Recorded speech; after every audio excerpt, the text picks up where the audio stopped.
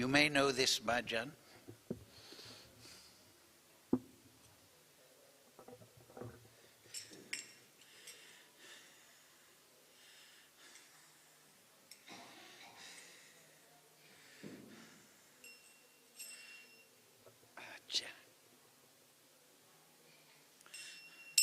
Jaya Radha Madhava Kunja Bihari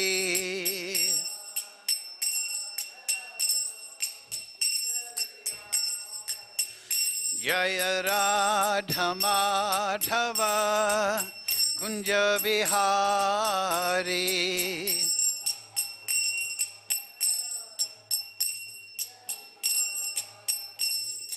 Gopi Jana Vallabha Girivaradhari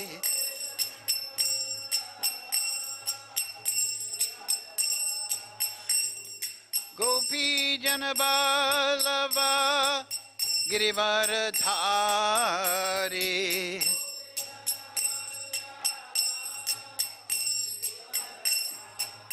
Yasodanandana Braja Janaranjana Yasodanandana Braja Janaranjana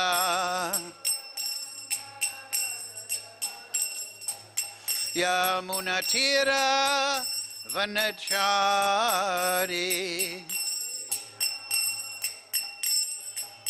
Yamunatira Vanachari Jaya Radha Madhava Kunja Bihari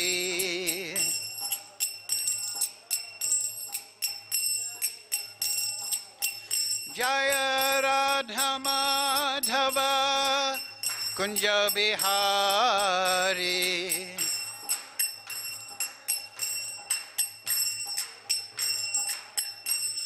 Gopi Jana Vallabha Girivaradhari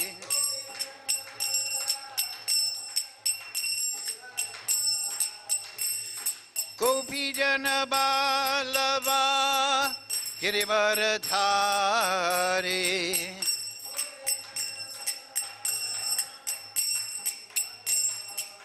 Yasodanandana Braja Janaranjana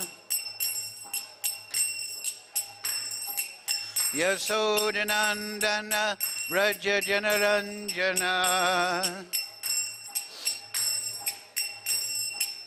Yasodanandana Braja Janaranjana Yamunatira Vanachari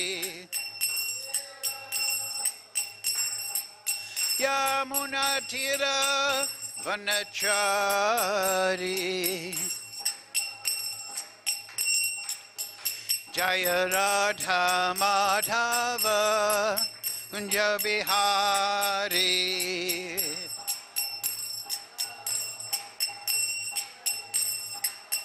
Hare Krishna Krishna Krishna Hare Hare Hare Ramo Ramo Ramo Hare Hare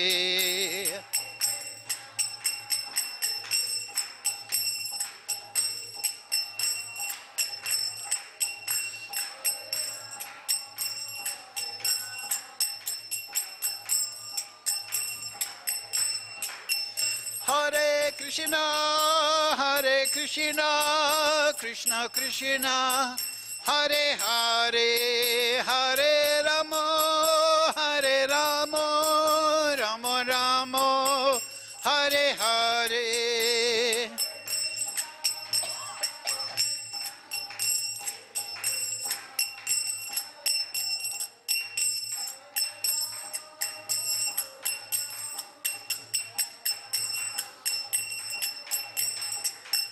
Jaya Prabhupada, Jaya Prabhupada, Jaya Prabhupada, Jaya Prabhupada.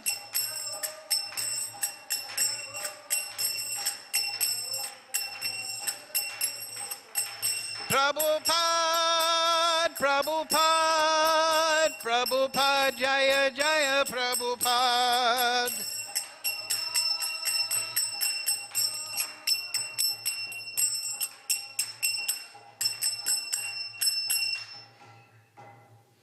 Jaya Vishnupad, Paramahansa Bharivagadjaratasisimad. His Divine Grace, Sri Lesi Bhaktivedanta Goswami Maharaj, Srila Prabhupada Ki Jai. Jaya Vishnupad, Paramahansa Bharivagadjaratasisimad. His Divine Grace, Srila Bhaktivedanta Goswami Maharaj, Srila Prabhupada Ki Jai. Srila Gokishore Das Babaji Maharaj Ki Jai. Srila Thakur Bhakti Vinod Ki Jai. Shri Guru Parampara Ki Jai. Srimad Bhagavad Gita as it is Ki Jai. Vrindavan Dham Ki Jai. Srimati Radharani Ki Jai. All glories to the assembled devotees. All glories to the assembled devotees. All glories to Shri Shri Guru and Gauranga. Go Premananda Hari Hari Bo. Om Namo Bhagavate Vasudevaya. Om Namo Bhagavate Vasudevaya. Om Namo Bhagavate Vasudevaya. All together, please. Om Jnana Timarandasya Ganandana Shalakaya Chakshurun Militam Yena Tasmai Shri Gurave Namaha. Shri Chaitanya Manobhishtam Stapitam Yena Bhutale Swayam Rupa Kadamayam Dadati Swapadantikam Vandeham Shri Guru Shri Yukta Padakamalang Shri Gurun Vaishnavamscha Shri Rupam Sagrajatam Sahagana Raghunatham Vitam Tam Sajivam Sarvetam Sarvadutam Prijana Sehitam Krishna Chaitanya Devam Shri Vishakam Vitamscha He Krishna Karana Sindhu Dhina Bandhu Jagatpate Gopesha Gopika Kanta Radha Kanta Namostate Tapcha Kanchana Gaurange Radhe Vrindavaneshwari Vrishabhana Sudadevi Pranamami Hari Priye Panchakalpa Tarubhyascha Kripa Sindhu Bevacha Patitanam Pavnebhyo Vaishnavebhyo Namo Namaha Shri Krishna Chaitanya Prabhu Nityananda Shri Advaita Gadadhara Shri Vasudeva Gaur Bhakta Vrinda Hare Krishna Krishna Krishna Hare Hare Hare Ram Ram Ram Hare Hare.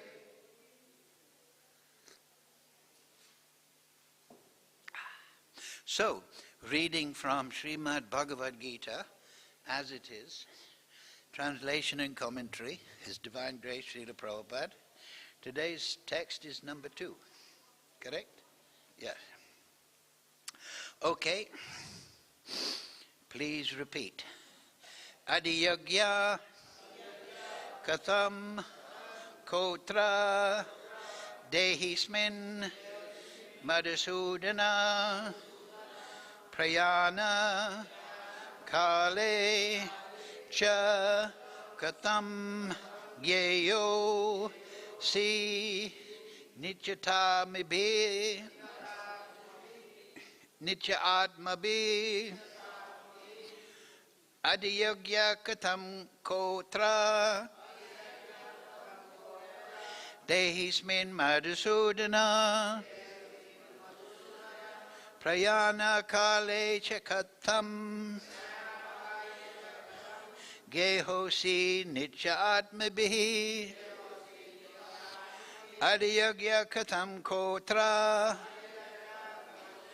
dehe smin Madhusūdana, prayāṇa-kāle cha kathaṁ, jñeyo niyatātmabhiḥ. Sorry. Adhiyajñaḥ kathaṁ atra, dehe smin Madhusūdana, prayāṇa-kāle kathaṁ, jñeyo niyatātmabhiḥ. Okay.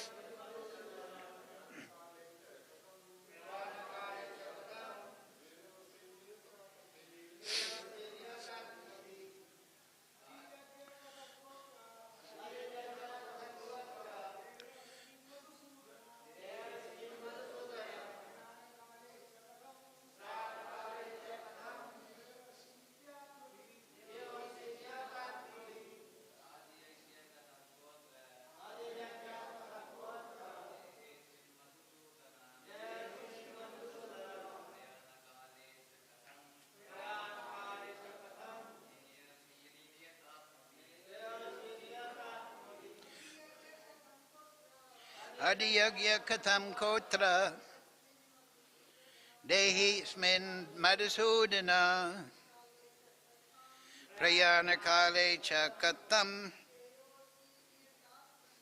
jñeyo niyatātmabhiḥ, adhiyajñaḥ kathaṁ atra, dehe smin Madhusūdana, prayāṇa-kāle cha kathaṁ, jñeyo niyatātmabhiḥ. So, word for word, please repeat. Adhiyajñaḥ, the Lord of sacrifice. Katham, how. Kaha, who. Atra, here. Dehe, in the body. Asmin, this. Madhusūdana, O Madhusūdana. Prayāṇa-kāle, at the time of death. Cha, and. Katham, how. Jñeyo asmi, you can be known. Niyata-ātmabhiḥ, by the self-controlled. Translation, Srila Prabhupada. Who is the Lord of sacrifice, and how does he live in the body, O Madhusūdana? And how can those engaged in devotional service know you at the time of death? Please repeat. Who is the Lord of sacrifice? And how does he live in the body, O Madhusūdana? And how can those engaged in devotional service know you at the time of death? Important question. Purport, Srila Prabhupada. Lord of sacrifice may refer to either Indra or Viṣṇu. Viṣṇu is the chief of the primal demigods, including Brahmā and Śiva, and Indra is the chief of the administrative demigods. Both Indra and Viṣṇu are worshipped by yajña performances. But here Arjuna asks who is actually the Lord of yajña, sacrifice, and how is the Lord residing within the body of the living entity. Arjuna addresses the Lord as Madhusūdana because Krishna once killed a demon named Madhu. Actually, these questions, which are of the nature of doubts, should not have arisen in the mind of Arjuna, because Arjuna is a Krishna-conscious devotee. Therefore, these doubts are like demons.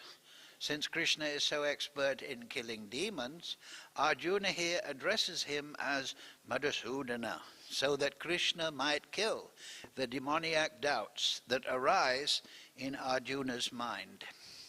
Now the word prayāṇa-kāle in this verse is very significant, because whatever we do in this life will be tested at the time of death. Arjuna is very anxious to know of those who are constantly engaged in devotional service. What should be their positions at that final moment? At the time of death, all the bodily functions are disrupted, and the mind is not in a proper condition. Thus disturbed by the bodily situation, one may not be able to remember the Supreme Lord. Maharaj Kulakshetra, a great devotee, prays, "My dear Lord, just now I am quite healthy, and it is better that I die immediately, so that the swan of my mind may seek entrance at the stem of your lotus feet." The metaphor is used because the swan, a bird of the water, takes pleasure in digging into the lotus flowers. Its sporting proclivity is to enter the lotus flower. Maharaj Kulakshetra says to the Lord, "Now my mind is undisturbed. I am quite healthy. If I die immediately thinking of your lotus feet, then I am sure that my performance of your devotional service will become perfect. But if I have to wait for my natural death, then I do not know what will happen, because at that time the bodily functions will be disrupted. My throat will be choked up, and I do not know whether I shall be able to chant your name. Better let me die immediately." Arjuna questions how a person can fix his mind on lotus feet at such a time. Yes. Mukam krochi vachalam pangam laite girim yad kripa tamaham bande Shri Guru Dinatarinam. Adhiyajñaḥ kathaṁ kotra dehe smin Madhusūdana. Prayāṇa-kāle cha kathaṁ gehosi niyata-ātmabhiḥ. Who is the Lord of sacrifice, and how does he live in the body, O Madhusūdana? And how can those engaged in devotional service know you at the time of death? Yes, so this is the real point, because this life is temporary. And anti-kale smaram mukta kalevaram. Later on, Krishna will says, Yam yam vapi smaram bhavam tajanti anti kalevaram tam tam evaiti kuntiya sadatad bhava bhavitaha. Whatever state of being one remembers when he quits the body, O son of Kunti, that state he will attain without fail. So, we have to practice how to be undisturbed when the body is disrupted and the mind is agitated by the end of this body's functional existence. So, I did a little preparation this week. And so there are 8 questions in this first 2 chapters, in these first 2 verses. What is Brahman?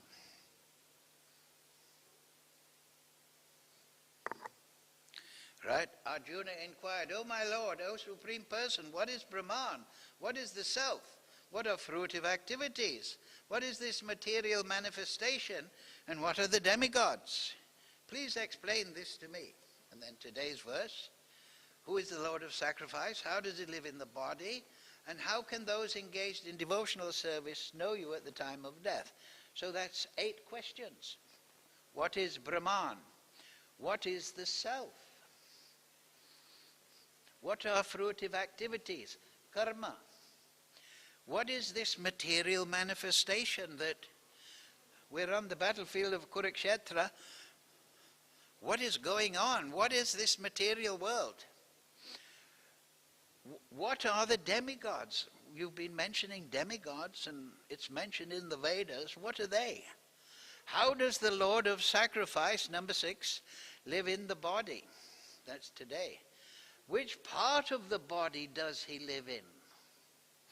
And number 8, how can those engaged in devotional service know you at the time of death? So 8 very good questions. Starts with Brahman.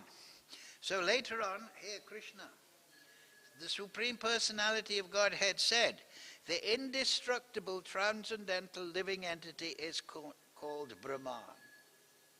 So the living entity, the jiva, is Brahman. It is spiritual. But we are not Param Brahma. After Krishna gives the 4 Chatusloki in the 10th chapter to Arjuna, this is what Arjuna says in ecstatic emotion. The 4 Chatusloki are 10.8, 10.9, 10.10 and 10.11. So here is number 12 verse and 13. Arjuna Vacha Param Brahma Param Dhamma Pavitram Paramam Bhavan Purusham Sashvatam Divyam Adidevam Ajam Vibhum Ahustvam Rishaya Sarve Devarshir Naradas Tata Asito Devalo Vyasa Swayam Chaiva Bravishyame. So the first part there, Para Brahma. Arjuna said, you are the supreme Brahman. So yes, we are Brahman, we are non-different in quality from Krishna, we are the Ansar of Krishna, but we're not Para Brahman. That is the big mistake of the Mayavadis. They do some meditation and they may feel some spirituality through their renunciation, but then without proper understanding, they may think, I'm the supreme Brahman. We're all Brahman. We're all God. No. the special quality of the Bhagavad Gita is that Krishna is revealed as the Supreme Personality of Godhead, without doubt. And he proves it in the 11th chapter. He manifests the Virat Rupa. That's one of the questions. What is this material cosmic manifestation? But Krishna displays that to Arjuna. Arjuna is completely shocked to see how Krishna is the Virat Rupa. Not only is he the Virat Rupa, he's the soul of the Virat Rupa.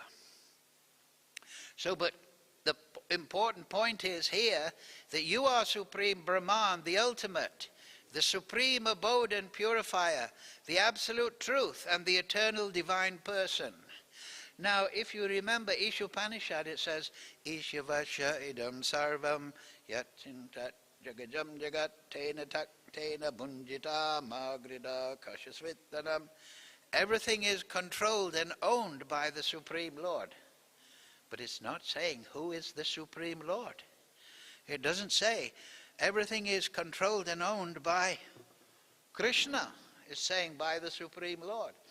And also we see in previous chapters, though Krishna has said sometimes clearly, but he talks about yajña tat kamano atra. You must perform yajña to Vishnu. He doesn't say, perform yajña to me. I'm the Supreme Vishnu, as Prabhupada points out in the sacrifice. He's talking about God in the third person. But now, in the middle 6 chapters, he is making it very clear. I am that Supreme Lord, right? We just studied the 7th chapter, knowledge of the Absolute. And what does he say? Vasudeva Savamiti. I am Vasudeva. I am son of Vasudeva.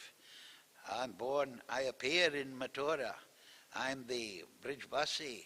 I am the darling of the gopis.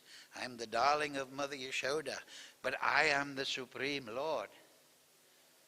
He's pointing out very clearly, and especially here, and also in this middle next chapter, opulence of the Absolute, that I am that Supreme Lord. No third person, first person. I am the Supreme Lord, Krishna says. So Arjuna, he represents us. We have doubts. We may believe in God, or we may have some conception of God. God is energy. God is consciousness. God is the magnificent things of this world. We're all God. But Krishna is saying, no, I, the Supreme Purusha, I am the Supreme Lord. I am Adideva.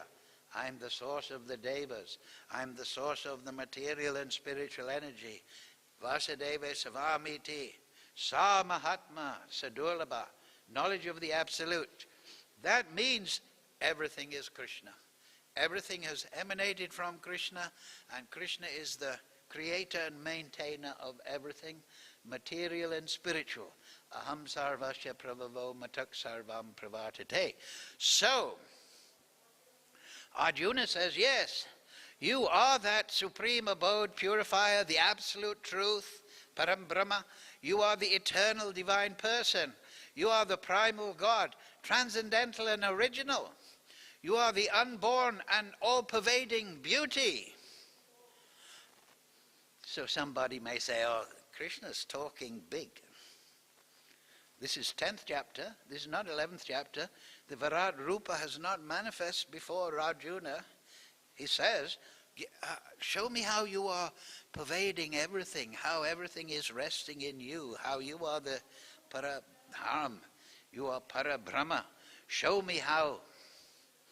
So, then Arjuna says, well, actually, I'm starting to realize, and I also know from Garga Muni and my Sandipani Muni and all my teachers, all the great sages such as Narada, Asita, Devala, and Vyas proclaim this of you, that you are the Supreme Brahma. And now you yourself are declaring it to me. So there's one lecture I remember by Prabhupada. He said, somebody may say, well, so who should we accept? Some mental speculator with a plough department, PhD, means plough department. He should be a farm worker, who says, it's just we don't believe in the Gita. Should we believe in him, or should we believe in Asita, Narada, Devala and Vyasa? Can you write one Upanishad like the Isha Upanishad? Can you write anything like the Puranas? Can you write the Mahabharata, 100,000 verses? Can you write the Srimad Bhagavatam, 18,000 verses of beautiful Sanskrit poetry, full of knowledge, without contradiction, that people have studied for thousands of years? Can you write that?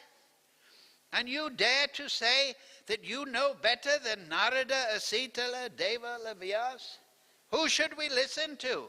Who should we take as our authority? You, a drunk who drinks brandy and writes any sorts of nonsense to keep his job in this stupid university where you teach people that there was nothing and then there was a big bang. Where did you get that foolish idea? Shall we put a bomb in the kitchen with your wife and see that the dinner comes out nicely? A big bang? Should we follow your nonsense, or should we study the Vedic literatures? Oh, but we said that they are mythology. It's mythology. It's fancy stories. That's your judgment. You don't chant Hare Krishna.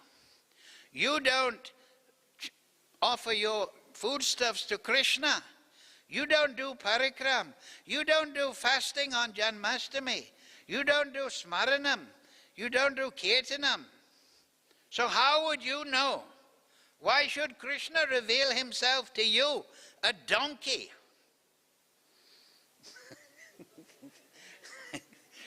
Of course, we might be a little more tactful. There's nothing wrong with being tactful. But Prabhupada's guru was Srila Bhaktisiddhanta. He called him the Nrsimha Guru, right? The lion guru. But this is actually the fact, right? You're talking about authority. So we have our authorities.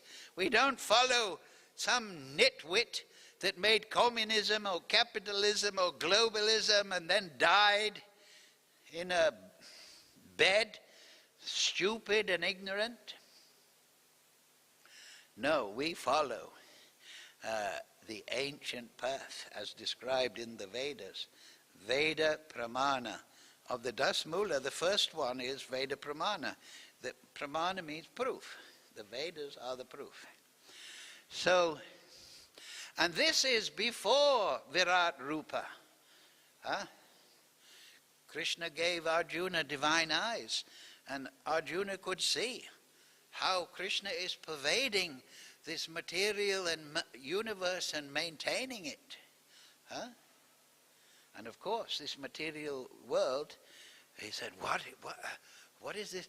Kalosmi aham, time I am, destroyer of all worlds.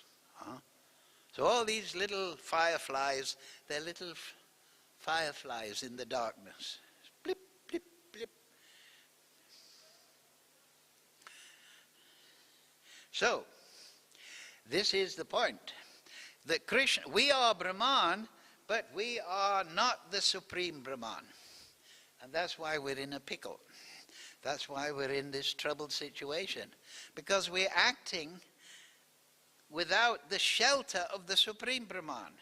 So we've been given free will, and we said, okay, go to the material world, act independently, think you're God, think you're energy, think you're a great leader, write some great political philosophy, make a revolution for the workers, do this and that, and then die.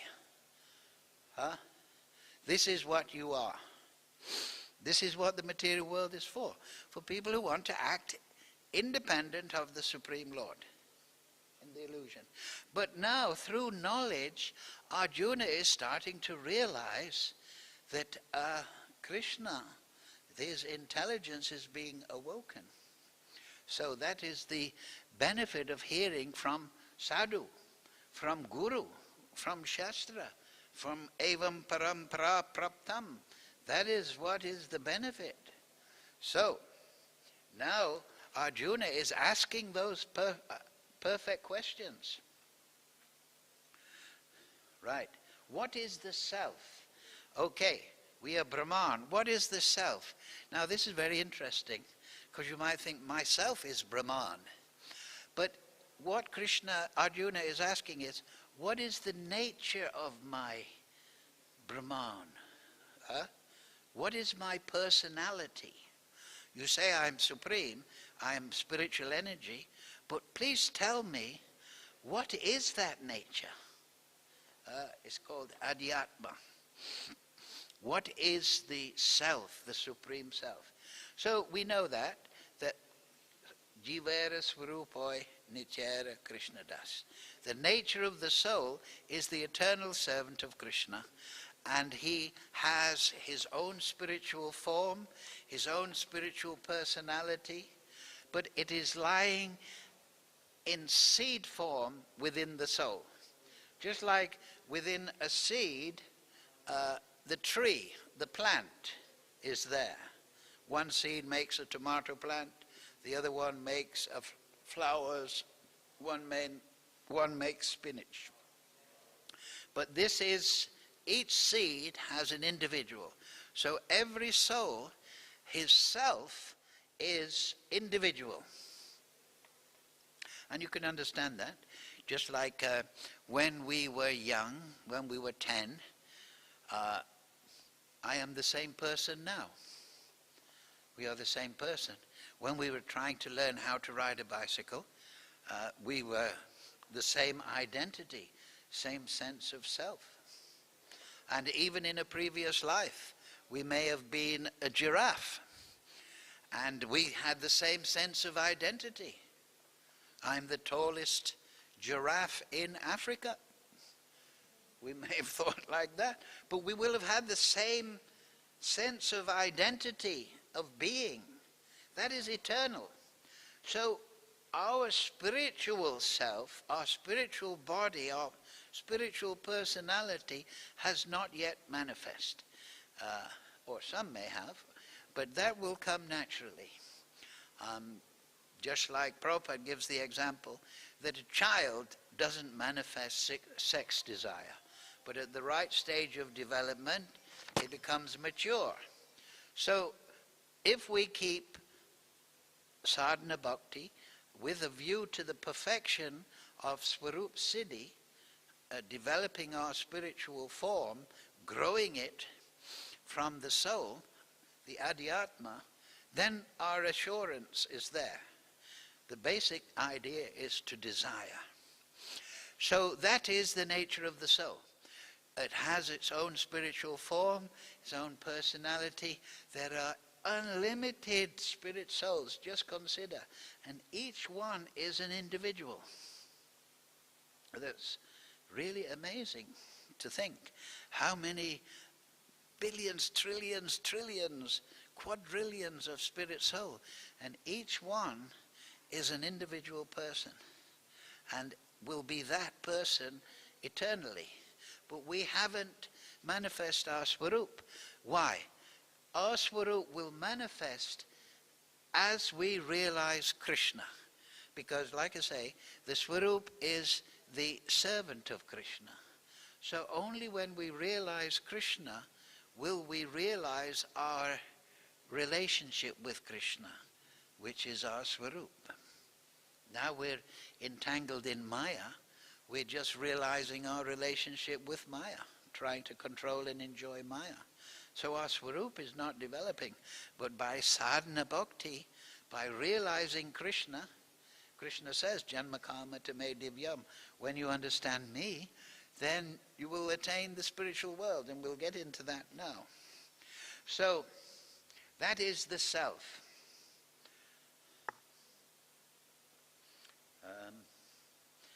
His eternal nature is adhiyajñaḥ.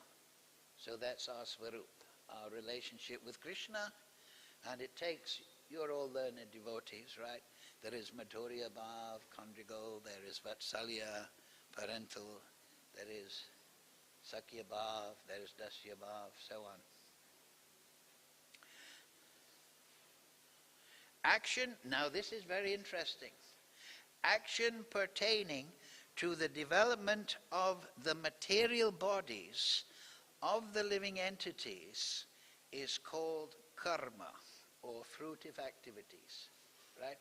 Because often we hear, which is a good thing, like if you go on YouTube and you put in instant karma, you know, you'll get many videos, somebody trying to steal something in the corner shop and the person catches them, or they try to steal something and they fall down on the floor, or they try to do something bad and something. So karma means action and reaction. But here Krishna is giving a very definitive understanding of karma. So I'll repeat that again. Action pertaining to the development of the material bodies of the living entity is called karma. So that is also in the Bhagavatam. There's a verse in the, I think, 3rd canto. Lord Brahmā is explaining that generally,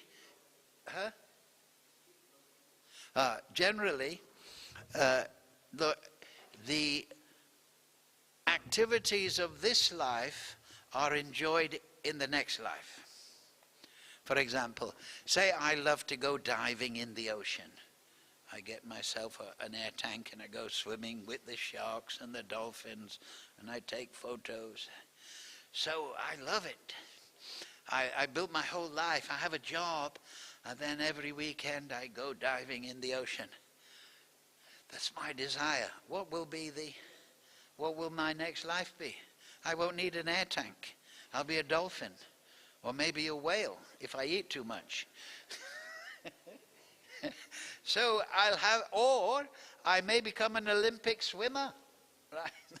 Oh, I literally love swimming. I'd like to be in the Olympics, but I'm too busy diving in the ocean. So Krishna may say, okay, next life, go to the Olympics Games and win a gold medal. So you're a great swimmer. So the action, the desire, two things, katham and karma. Your desire, your katham, your desire, and your karma, your activities, they combine to define your next life. Karma bandhana. So of course the devotees are free of karma because they are doing bhakti.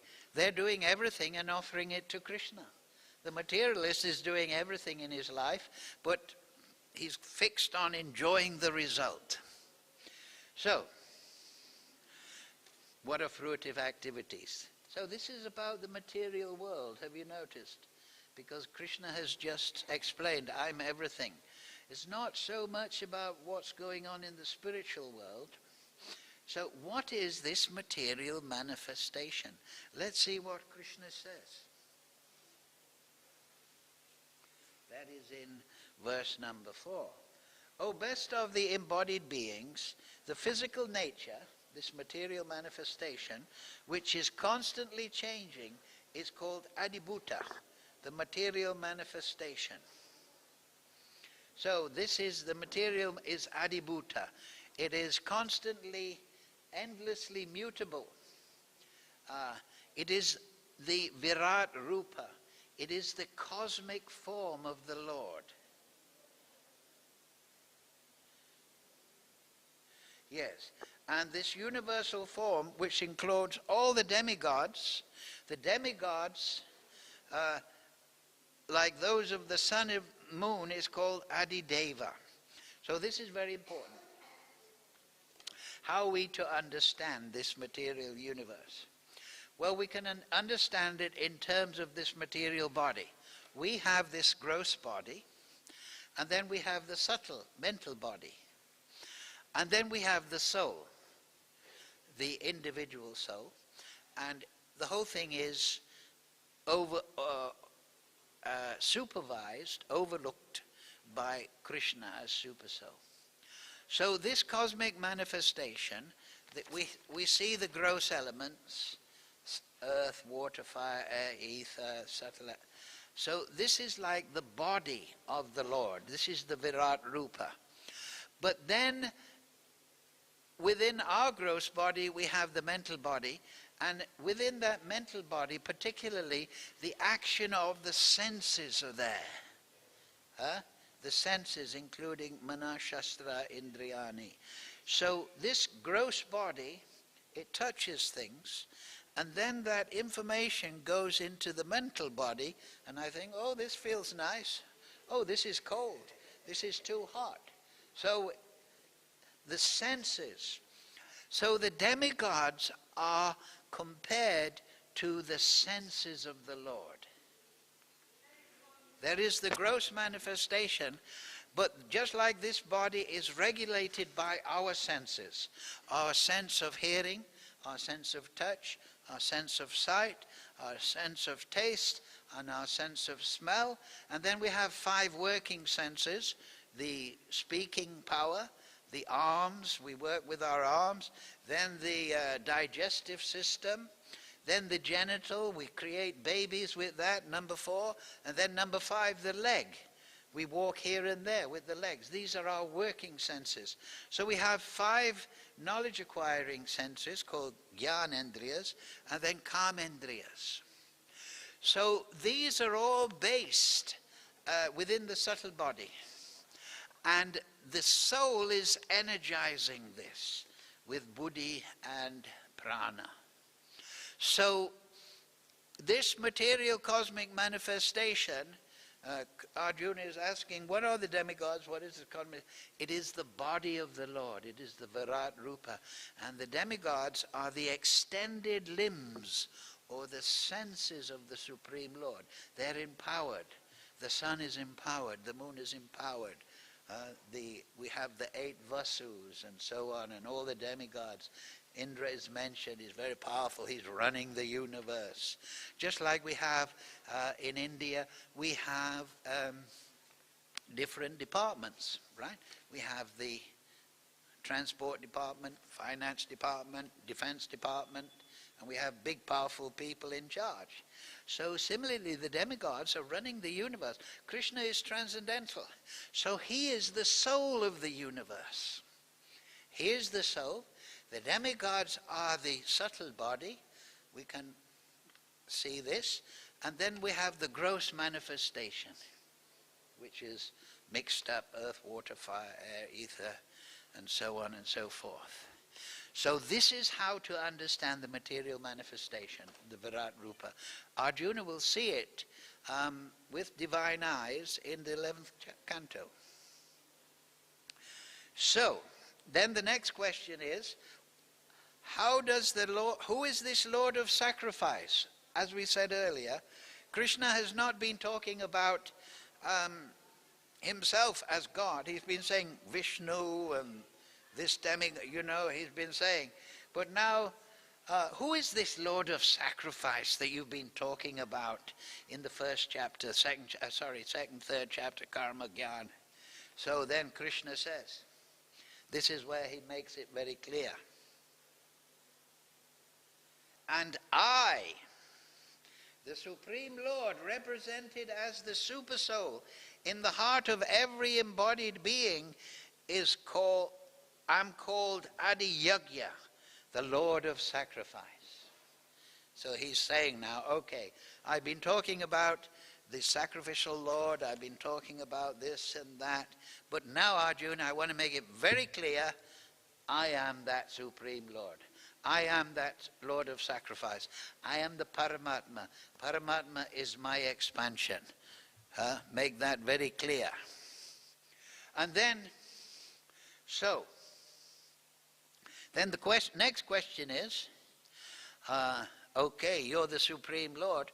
Well, you've been talking about in the heart, the super, this Lord of sacrifice. How does he live in the body? So, I, as the supersoul in the heart of every embodied being. So Krishna says, I live in the material bodies of all the living entities, and I live in the material body of the Virat Rupa as the supersoul. I am adhiyajñaḥ. I am the Lord of sacrifice. That means that everything should be offered to me. We should do all our duties, yet karosi, yet anasi, yet siddharsi, dadasya, yet tapasya. All these things we should offer them to Krishna. That is the devotional mood. That is bhakti. Yes, which part of the body is in the heart? So we get feelings in the heart, do we not? Right? When they say, these psychics, they say, oh, develop your psychic power. Focus on the heart. Feel the spirit within the heart. Right? So this is, right? Everyone feels that. Sometimes we feel great joy in the heart.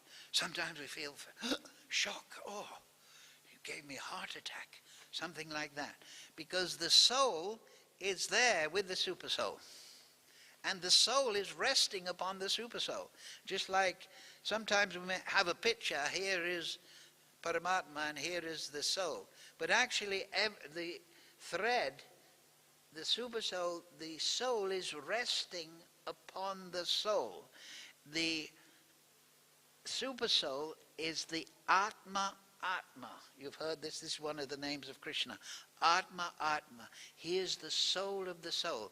So therefore, when we do smaranam, right, pratyahara, we bring our consciousness into the body, then we bring our consciousness into the mind, and then within the mind we put thoughts aside, we feel consciousness, then we feel, I am situated myself. But then we should go the next step and say, in devotion, I am the servant of that glorious Supreme Lord. That is Bhakti Bhav. That is Bhakti Smaranam. And that Supreme Lord, He's the Lord of Goloka. He's the Lord of Gokul. He's the Lord of Kurukshetra. He's expanded in all forms for different leelas. So let me meditate upon that Supreme Lord. So this is Krishna Smaranam. And we should do that within the heart.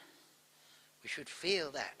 Through the Shastra, we should develop a vision of the spiritual world, a vision of the Ras Leela, a vision of Goloka, a vision of Kurukshetra, and we should create that.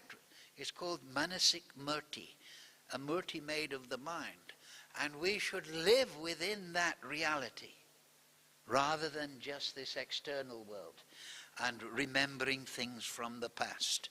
Oh, my daddy did this, my father said this, oh, I had a bad girlfriend here, I had trouble here, somebody stole. Forget all that.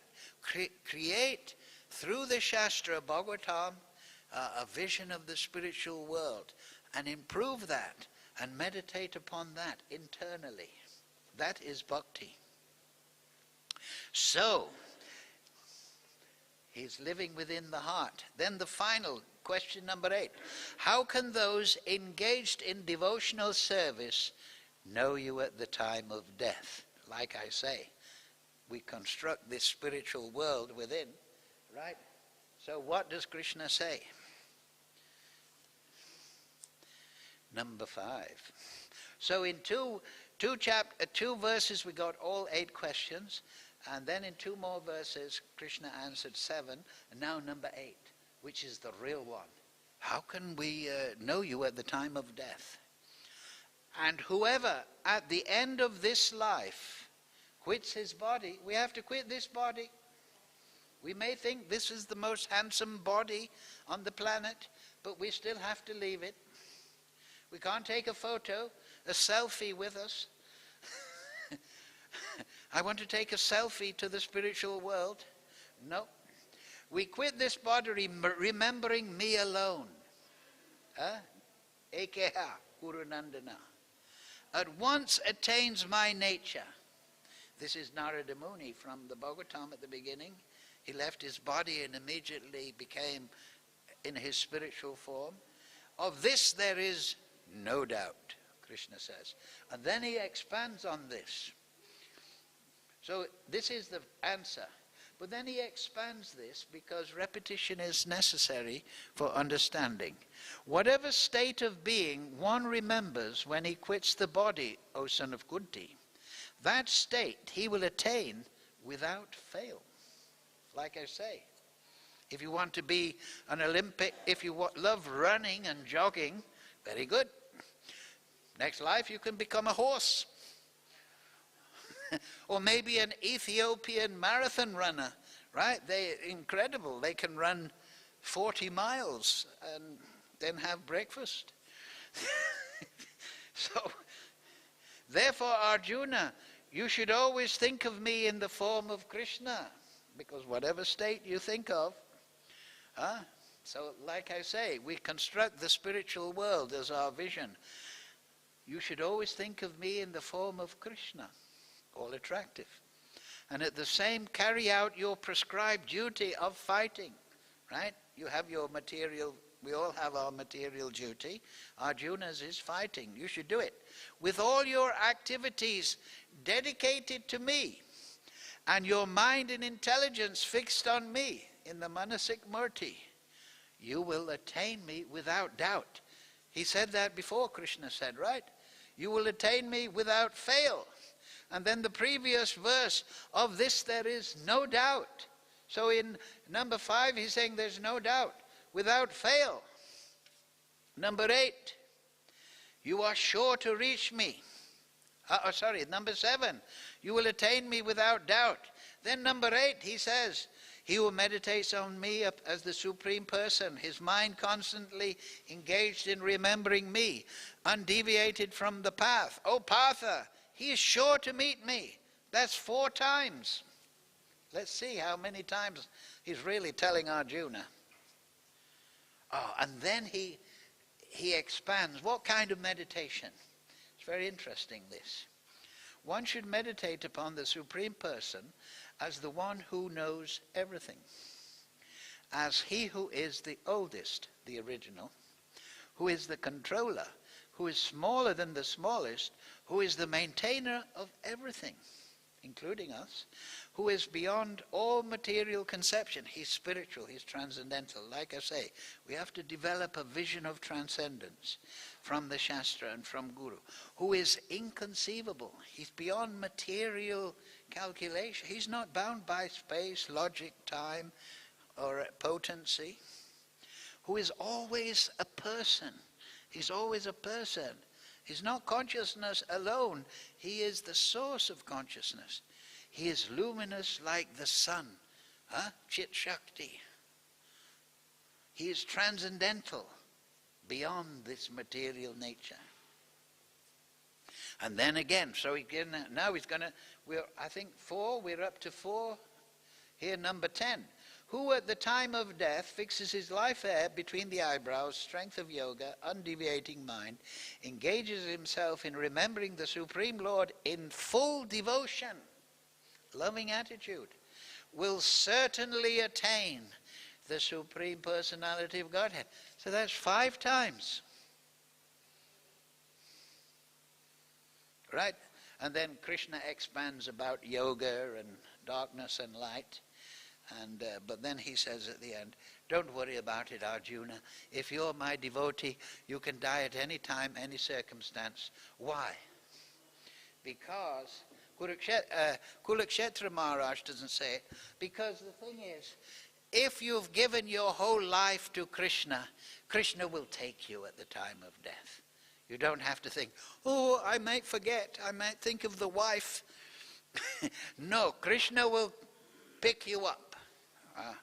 Because what does he say? Samaham sava bhuteshu, right? I am equal to everyone. I don't hate anyone. I don't whimsically favor someone. But he who renders service to me, he is a friend, and I am a friend to him. So this is the devotee. The devotee relies on Krishna. Says, yes, in full devotion we remember, but we know yetam mam prapadyante, Krishna will reciprocate. Hare Krishna, Krishna Krishna, Hare Hare, Hare Ram, Ram Ram, Hare Hare. So, any question? Yes, go ahead.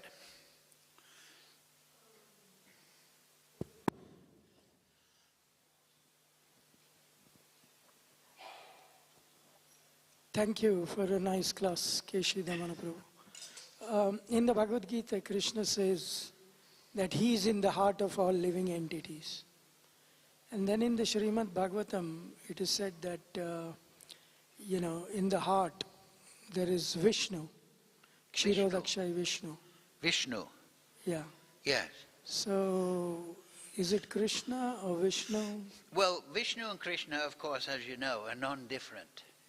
But that question is answered in the Hari Bhakti Vilas, which was combined by Gopal Bhatta and Sanatana Goswami. This is a very important point. So it's explained there in the Hari Bhakti Vilas that those that are properly initiated by a bona fide spiritual master, they don't have Paramatma in the heart. They have Krishna. They have Shyam Sundar. Because initiation, Divyagyan and Pap Shiyate, it is initiation into the entrance into the spiritual world. So Paramatma is in the material world. So the neophyte devotee, properly initiated and properly sincere, he is a resident of the spiritual world, even though he has not fully developed spiritually. You understand? He is still on that transcendental plane. He is not under karma. He is now sheltered at the lotus feet of Krishna, at the lotus feet of Lord Chaitanya, at the lotus feet of the 6 Goswamis, at the lotus feet of all the Acharyas, at the lotus feet of Kulakshetra, of Jamunacharya, of Veda, Vyas, Asita, Devala. He's sheltered that. He's accepted that. So if he is properly initiated in sincerity, then he is he is liberated from karma. Tattena nukampatham, you know that verse, right? They've still got this material body. It doesn't suddenly change into some spiritual form, but he's living that out now. He's under Krishna's shelter, like I said. And Krishna, you're all experienced devotees. You all know that, right? That Krishna is guiding me. I feel like Krishna is training me. Krishna is teaching me. It's not Paramatma. It is Krishna. It is Shyam Sundar. And you can, if you read Brihat Bhagavatamrita, Sanatana Goswami, that turns it into story form. That Gopakumar, who's the center of the story, if you like, he was always in the material world, but he was always thinking, where is Krishna? I want to go to Golok. I'm not satisfied here in Vaikuntha. I want... So the devotee is the devotee of Shyam Sundar. And just like Lord Chaitanya in his Leela in Jagannath Puri, when he saw Jagannath, but he saw Shyam Sundar. You see? So Vishnu, like I say, and Krishna, they are non-different. But by bhakti, bhakti is, like we said last week, there is Bhagavan, then there is Bhakta, then there is bhakti between them, then there is bhava. Through that bhakti bhava, one sees Krishna. You see? Thank you, yeah. And the second question was that the scriptures say, Andantarastam Paramanu Chayantarastam. Excuse me? So in every atom, Kshirodakshai Viṣṇu is there. In every atom.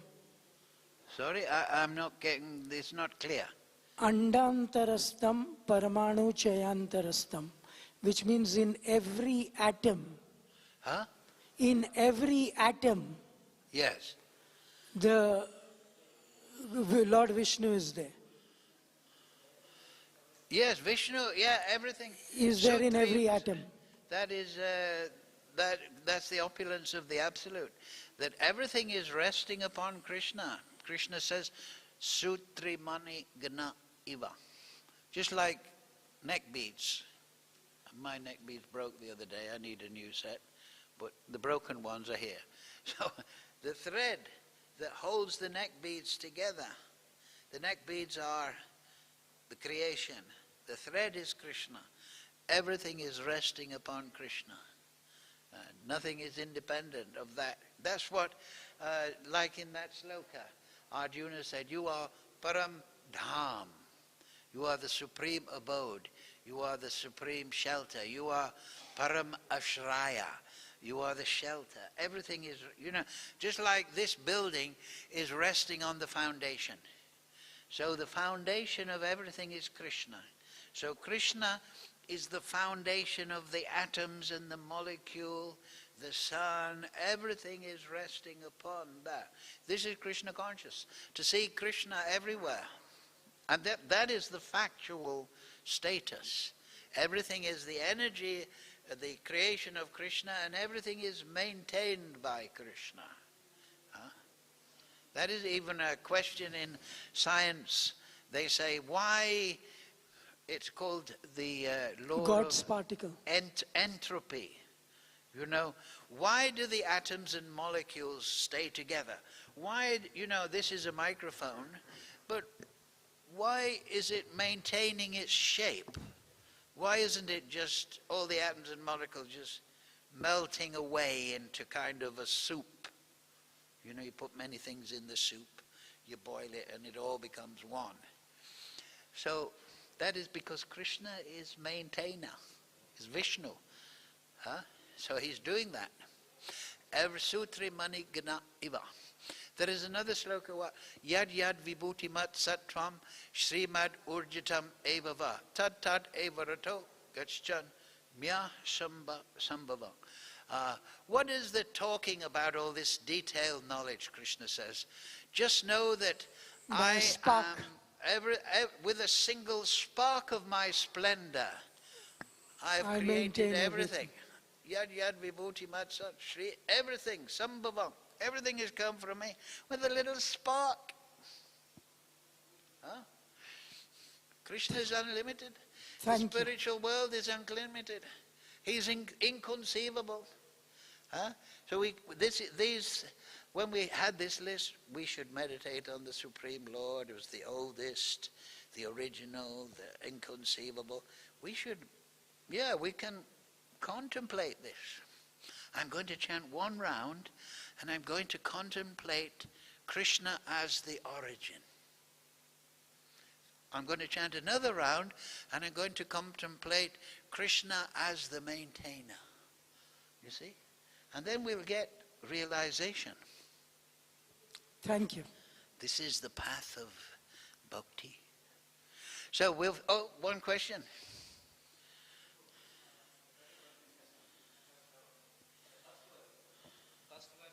Last sentence. According to Vedic dictionary, Atma refers to body, soul, mind, and senses also. Yeah. How can I understand this? Well, it's just like in English, we have many words. We say the soul of man.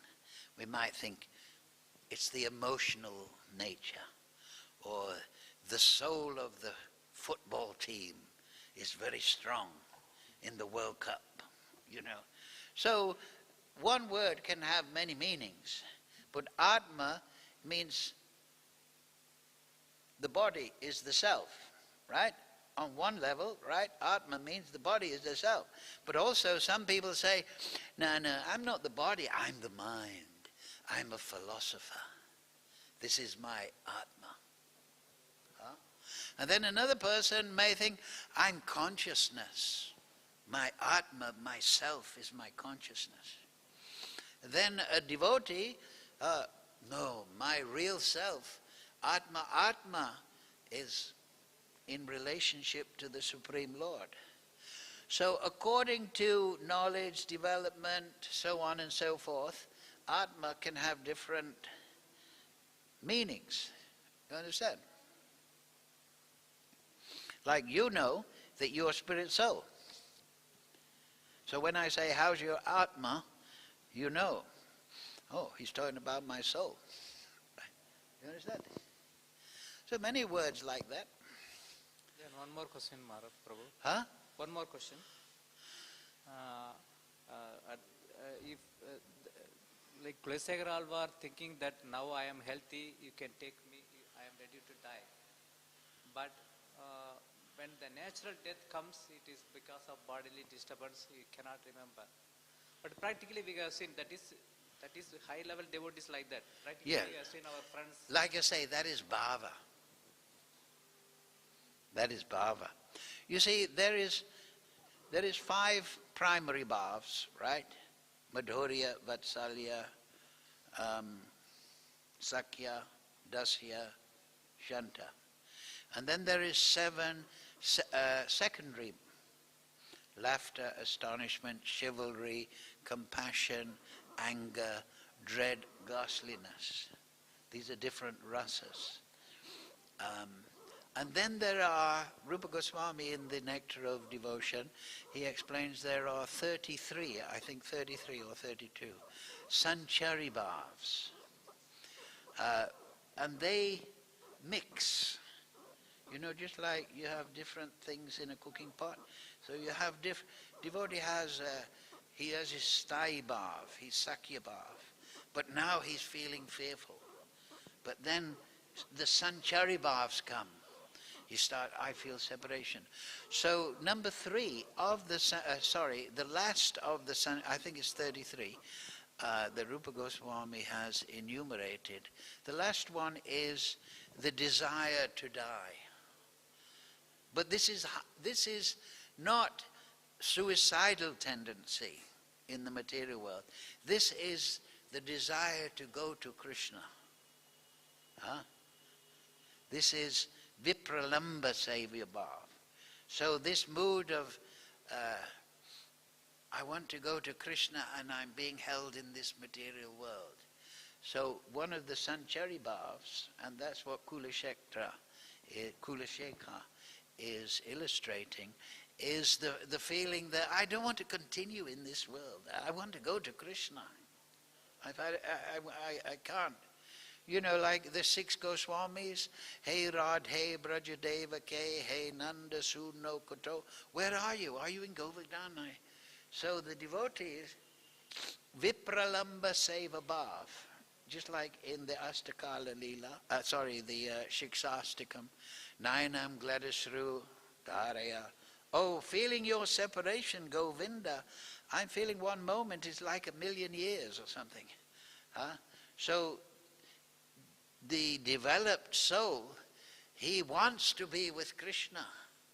So in his ecstasy, this is why you have to understand Bhagavatam and Paramo Nimacharanam Satam. You have to understand from the position of bhava. You know, the gopis, when Krishna went to Dwarka, right? We're only maintaining our life because Krishna said he would come back, right? He said, I will return. So we're only staying alive, Uddhava, because Krishna said he will return. He killed Madhusūdana up there. So that is the devotee's ecstasy. But it shouldn't be, the perverted form is in this material world. Oh, I hate this world, I'm going to jump off the cliff. That is different. This is the ecstatic emotion of the, and Lord Chaitanya taught that. So you see, the Uttamadhikari, he performs, just like Lord Chaitanya in the Anchalila, he performs bhakti as a way of placating his mood of separation. Lord Chaitanya, he would listen to the Bhagavatam, because when he heard the Bhagavatam from Gadadhar Pandit, his feeling of separation from the Supreme Lord would be placated. The devotees engage in kirtan because it placates the feeling of separation. You understand? This is a very elevated topic, but this is rasa tattva. So the devotees, they perform Shravanam, Kirtanam, Vishnu, Smaranam, Pada Sevanam as a way of placating this feeling of separation. You understand? And one of the emotions is the 33 Sanchari bhavs, or also they're also called Vaibhavs. They stir up the emotional, the bhava of the devotee. So one of them is there. I can't continue in this world. You understand? So in that case, like some devotees, not natural death, accidental death. That time they cannot remember Krishna. Sorry? Accidental death, unexpected death. Yeah, but that's different. What do you mean? Say again. Go from the beginning. If we practice like that, we have to die. We don't want to leave this material world. We have to remember Krishna like this, okay. But some devotees, unexpectedly, they died. Accident or something like that. What will be there? What will be their situation? Well, that's what we've been talking about. You should be expert at controlling the mind, the consciousness, fixing it upon Krishna. You should practice before. And also the thing is, death is always, in one sense, unexpected. Because we're eternal soul. So we think death, oh, that won't happen to me. That's coming from our soul. Death is alien. But this body, it will come. Death will come. So that is why Prabhupada makes that point, where Krishna makes that. We should practice remembrance of Krishna. Because death, in one sense, is always unexpected, but it is inevitable. Because one of my friend, brahmachari friend, he died in the accident, two-wheeler accident. When? In Radhakund, last Radhakund. Just recently? Yes, just 2-3 months before. So what will be his consciousness? Well, how many days ago? Maybe 1 month? Kartik month. In Kartik month? Yes. Yeah, so, well, that you have to ask Krishna. Krishna knows everything. I'm not all pervasive. You're asking what his destiny, but it's auspicious, Kartik, Radhakund. But I don't want to say, oh, he went back to Godhead, because I'm not in a position to say. But you can ask Krishna if you like. Yeah.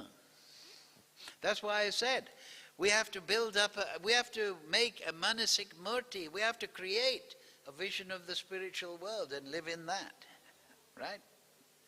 That has to be our internal cultivation. One last question, Prabhu. Just now we are discussing that Asita, Devala, Narada, Vyasa, the 4 members, they know. Krishna said these 3 people to Arjuna. Out of these 4, Narada we know, Vyasa you know. Who is Asita and Devala? Any idea? Was Asita and Devala? Narada, Asita, Devala, Vyasa. Yeah. What about this Asita and Devala? Who's this? Asita. Look it up. You want me to tell this whole story of Asita, Devala, Vyasa? They're the great rishis. What are rishis? Rishi is defined as somebody who understands reality, who knows reality. That's a rishi.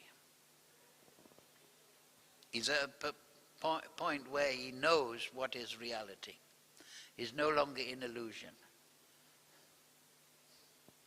And at the same time, he's a wise man. He's very wise, very learned. His knowledge is deep like an ocean. That is a rishi. So these are great rishis, Narada Rishi, Devala Rishi, Asita Rishi. You study Bhagavatam, do sadhana, and you can become a rishi.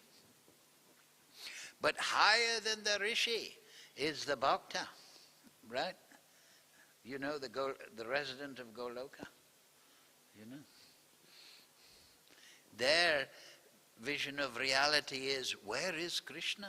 Hey Nanda Suno Kuto, where are you? Where are you? Right? There is Vasishta Muni, right? Vishramit, these are all great rishis, knowers of reality, knowers of Vedanta. Because we are discussing more about Narada and Vyasa, but we are not discussing much about Asita and Devala. That's what I am asking. Well, you may not be. Many people may be doing that now on the heavenly planets. You have a computer, you have a smartphone, put in, who is Asita? Who is Devala? Who is Vyasa? There will be so much information will come out. And it's very good.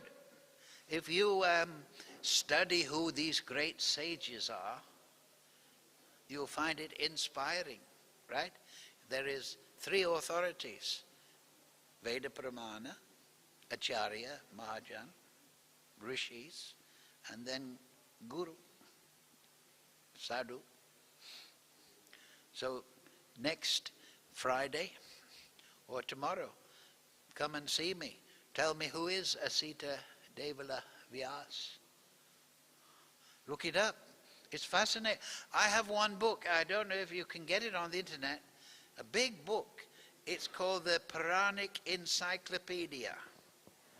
And it is all, you can look at it, who is Asita.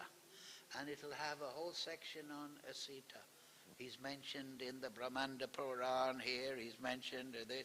He'll give all the information. I may look it up tonight.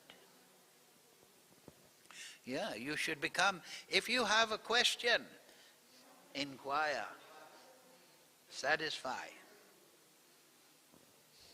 I'll look it up tonight. Maybe I'll tell you next time I'll see you. But these are great rishis. Rishi means that, wise man who knows the absolute truth.